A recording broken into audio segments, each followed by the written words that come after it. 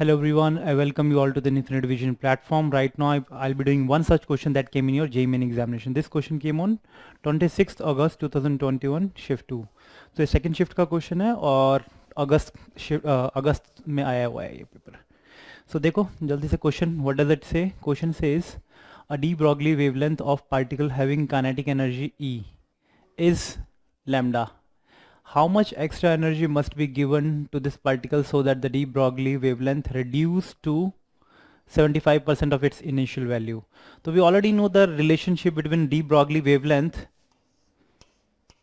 as well as momentum of any particle, just like this. So it is equivalent to lambda is equal to h by p.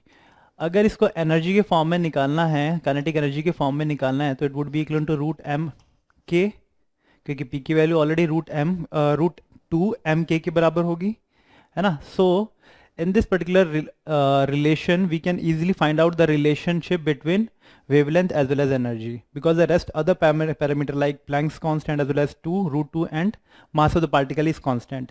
इसका मतलब कि ये जो wavelength है inversely proportional है root of kinetic energy के, ये energy के, ठीक है.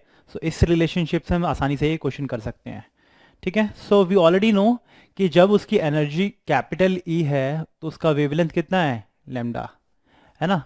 सो हाउ मच एक्स्ट्रा एनर्जी और कितना एनर्जी दोगे आप is given to the particle so that the de Broglie wavelength reduced to, अब डी ब्रॉगली वेवलेंथ रिड्यूस हो गया है 75% ऑफ इट्स इनिशियल वैल्यू तक हो गया है.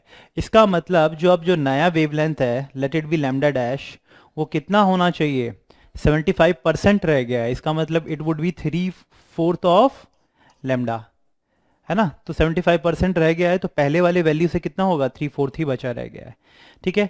Now at this particular point let कि इसकी एनर्जी ई डैश है ना. लेट इट्स की energy, total energy E dash है. पहले लैम्डा के टाइम पे इसकी एनर्जी, काइनेटिक एनर्जी रूट के थी, ठीक है. ओके के नहीं ई थी, क्योंकि E is already given to you. This K must be equal to 1/रूट ऑफ ई, क्योंकि ई ऑलरेडी आपको गिवन है, तो के की वैल्यू हमने ई ले लिया ना. तो lambda is inversely proportional to 1/रूट ऑफ ई, ठीक है. तो अब इन दोनों का रिलेशनशिप फाइंड आउट करेंगे. We already know that lambda dash would be inversely proportional to lambda by lambda dash. अगर इन दोनों का रेशियो आप फाइंड आउट करें तो what it would be root of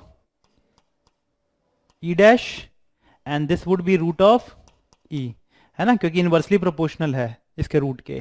तो ये रिलेशनशिप आप आसानी से फाइंड आउट यूज कर सकते हो to find out the relationship between the total energy, ठीक है. इसको सॉल्व करते हैं हम.